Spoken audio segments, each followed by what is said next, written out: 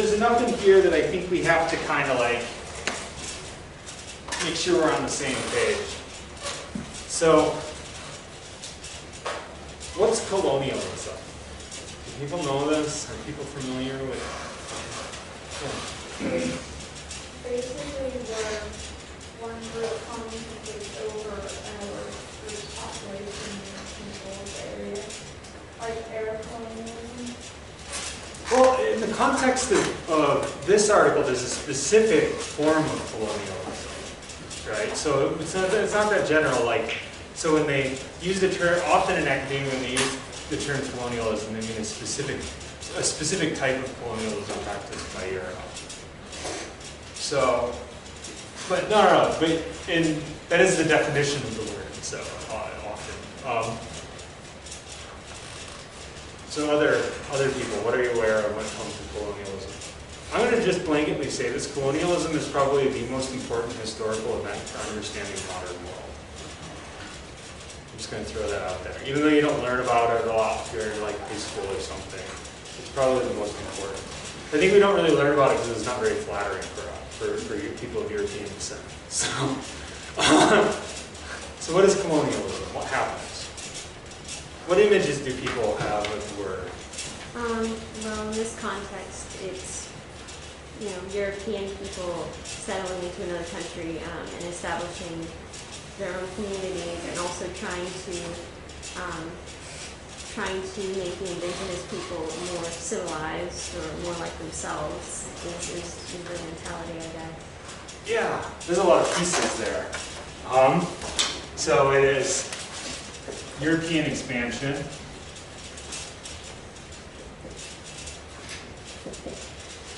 And we're going to get into the specifics of settler colonialism,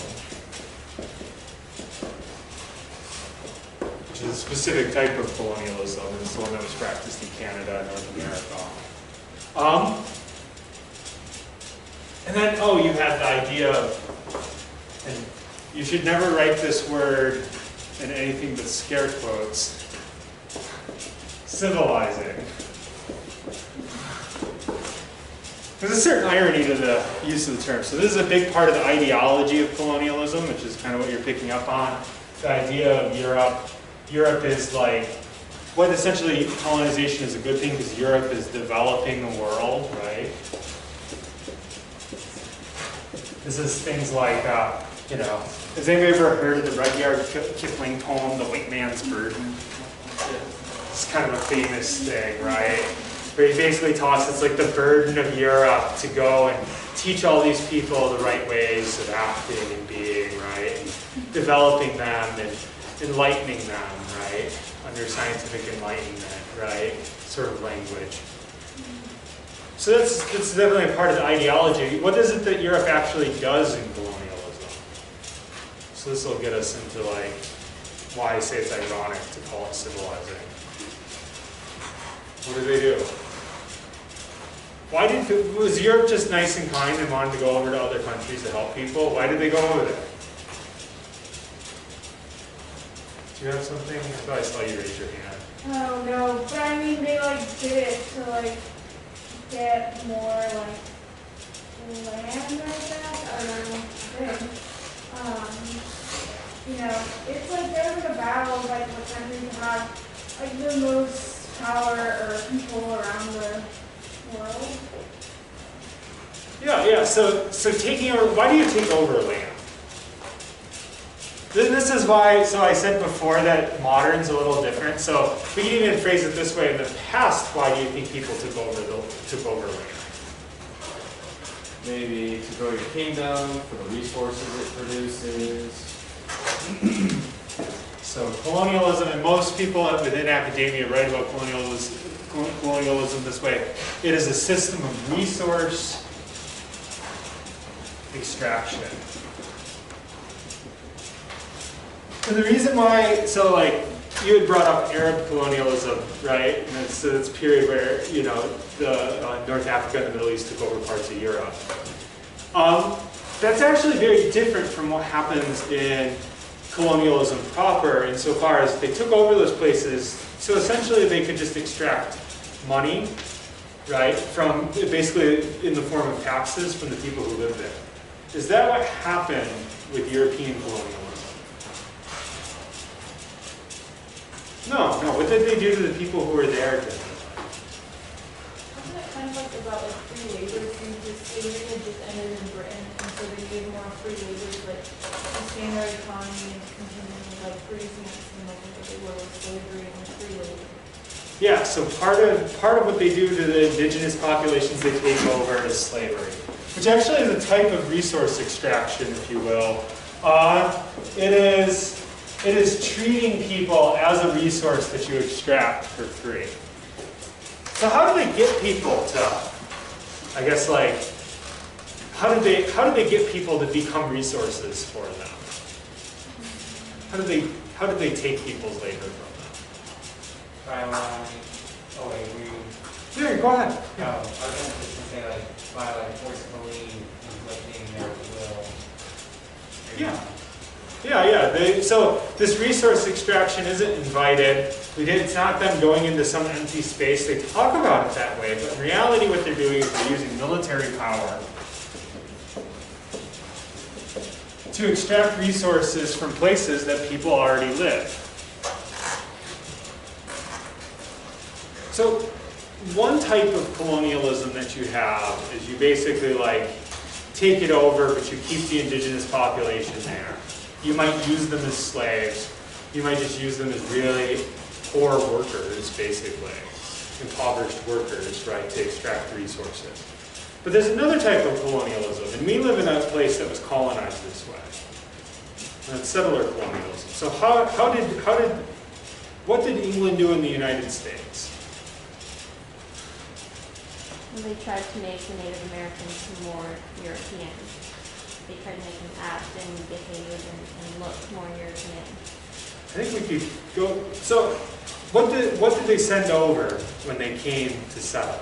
And this is why it's called settler colonialism. Pilgrims? Yeah, they sent over Europeans to settle. What did they largely do? So, I'm going to pull that in. What did they largely do to the existing Native American population? Gradually like move them like further and further like away from where the like colonies were. Like you want to continue to move away, like the Trail of Tears and things like that. Yeah, so one thing that they do to them is place them on reservations, which is going to be very connected to the prison.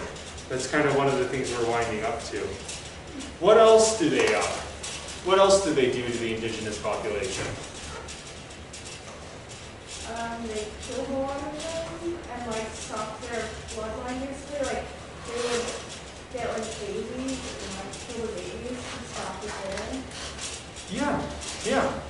So there's essentially settler colonialism, and this is often the case regardless of what settler colony we're looking at, is basically like it's followed by genocide. That's what it is. I mean, there's something like only 1 in every 28 people lived through the first 100 years of Spanish colonialism in Mexico, right? You think about what that is. If you have a 1 in 28 chance of surviving it, right? That's just genocide. We just don't always call it that. So like, one thing to understand, right, when we're talking about colonialism is often followed by genocide. As we'll see later when we talk about race grows out of colonialism as well. It doesn't really exist as a concept prior to it, and it's partially because of that sort of genocidal thing that occurs. It's a way of justifying your actions. It's really hard to do that if you think somebody's your equal. It's very easy if you question whether they're actually even human.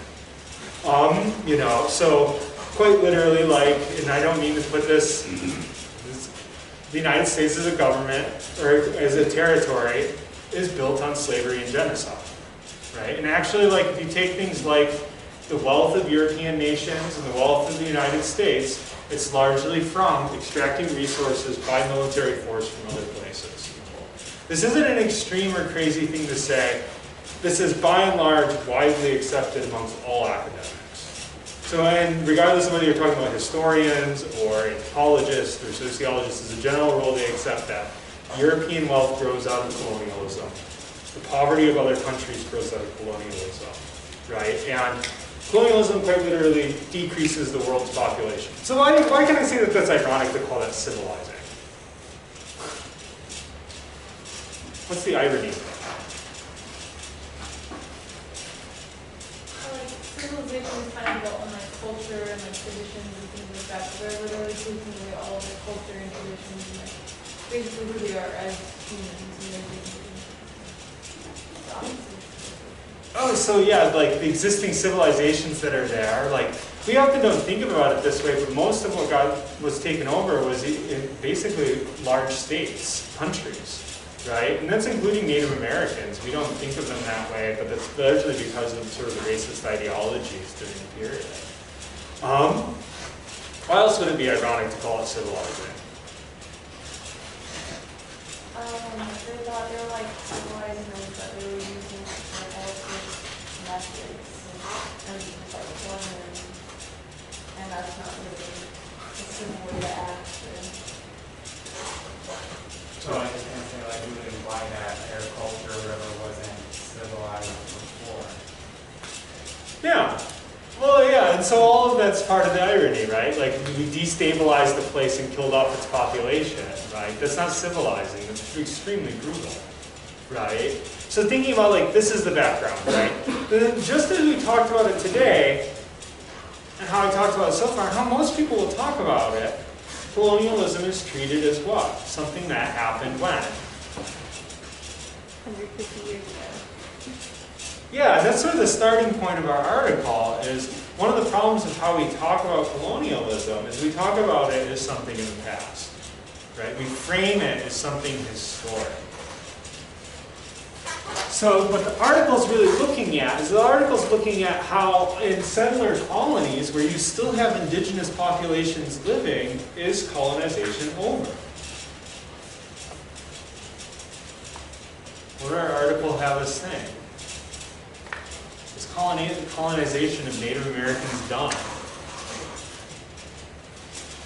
in Canada?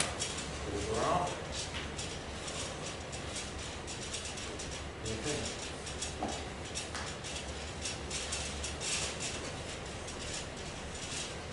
So this, can we talk about this in a past tense?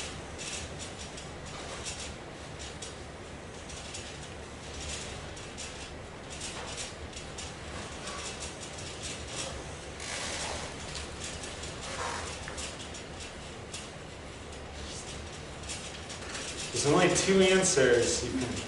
You're either going to be right or wrong. What's that? Still happening today. Yeah.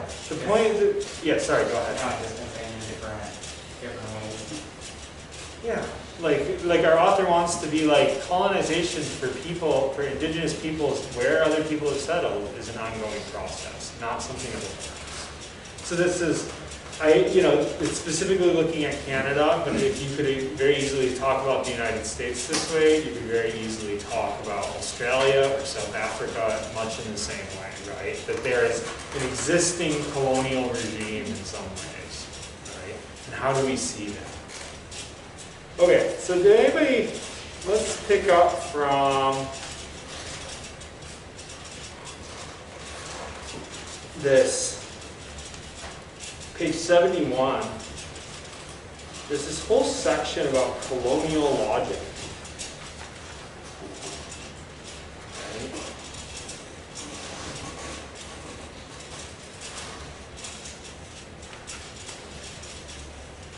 So, actually I'm going to have you guys go to page 72. Just to give you a break in my own voice, I'm going to have somebody else read. You want to pick up from the following Said paragraph? Oh, you had something to say. Yeah, I was just Yeah, go ahead. Blackboard isn't working. So like you can't. Oh, so you can't open it up. Okay. What's that? I have it up. You have it up? Okay, go ahead. How much do you want me to read? Just start going and I'll Okay, stop cool. you. Okay, following Said, the widespread restructuring central to modern colonialism was legitimized through a knowledge system that elevated the colonized through the separation and subordination of the other. Okay, so what's that saying?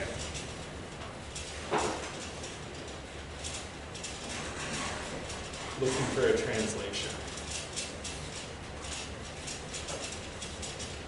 No need to be shocked. Being wrong is great. 90% of everybody's answer to everything is wrong, right? My answers to my own questions that I ask myself almost always wrong, right? Like, don't need to be embarrassed about being wrong. It just means that you're human. So if you want to try to translate, go ahead. So is it saying that we justify,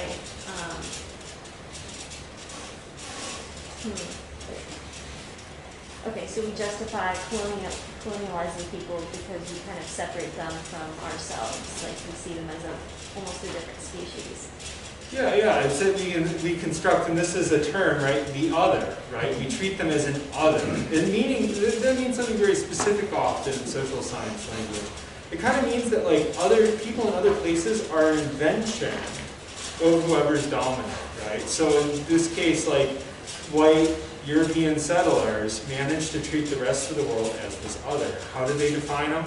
Well, it's really they just define them as the opposite of themselves. If Europeans are civilized, the rest of the world is savages. If Europeans are smart, the rest of the world is dumb. If Europeans are hygienic, everybody else is inhygienic. If Europeans have the right way of like having families, everybody else in the world has the wrong way. Right? And so like it's a general definition, it legitimates itself through this subordination of the other, right?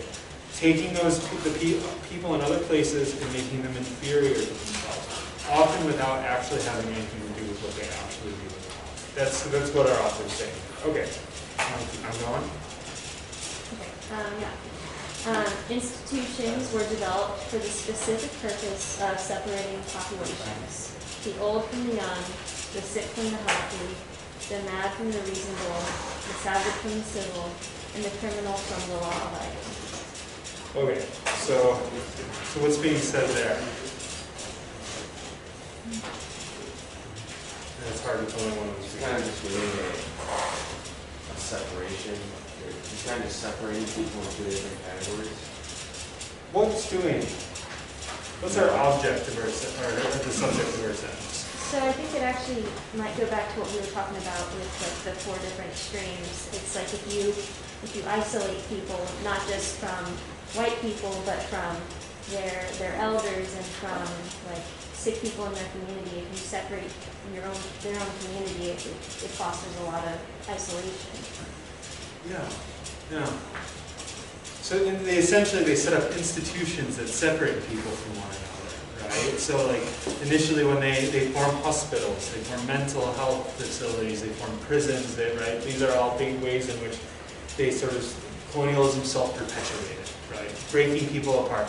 Quite literally, like you get things like if you had a territory where they were mostly just one ethnic group, they would actually break them apart into separate ethnic groups and create them where there was none. That's actually like, they did that in Central Africa a lot. They broke people into groups so that essentially they were, like, so Europe makes a bunch of divisions as they take over. That's kind of what's being pointed to there.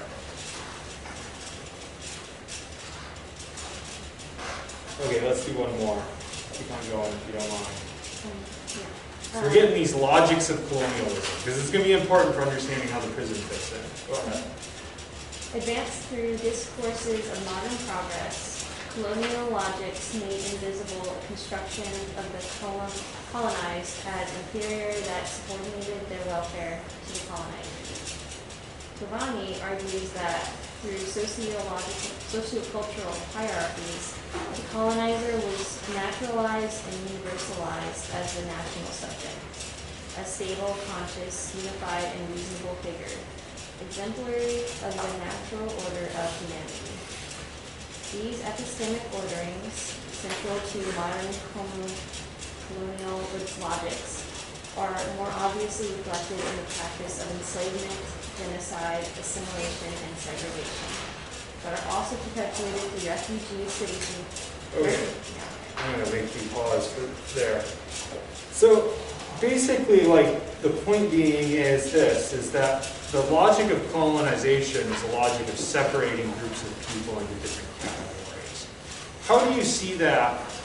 How do you see that in the history of the United States? How do we separate out this will be my last question for today. How do we separate out populations? Or in particular, how do we separate out indigenous populations or people of African descent? I mean, you said it already, like, Native Americans live on reservations, but they're completely separate from everyone else. Yeah, until the 1960s, what did we do with African Americans? There was something called redlining, where African Americans were forced into these specific certain neighborhoods within a red line on the map. Otherwise, they weren't allowed to buy houses, they went to school, they weren't allowed to receive certain benefits if they lived outside those red lines. Yeah. So we called it segregation, right? Do you know what they called this system in South Africa? Are people any familiar with this? It was in place until the 90s. Apartheid. We don't think of it that way, but America is a system that for most of the history of when African Americans were Native peoples who actually had any rights at all, it was through a system of apartheid, right? And so what we're going to leap off from here is we're going to look at how, in a lot of ways, prisons replaced segregation, like segregation and reservation, or at least strictly keeping people on reservations. Okay. Thank you guys. Have a good day. We'll see you on Friday.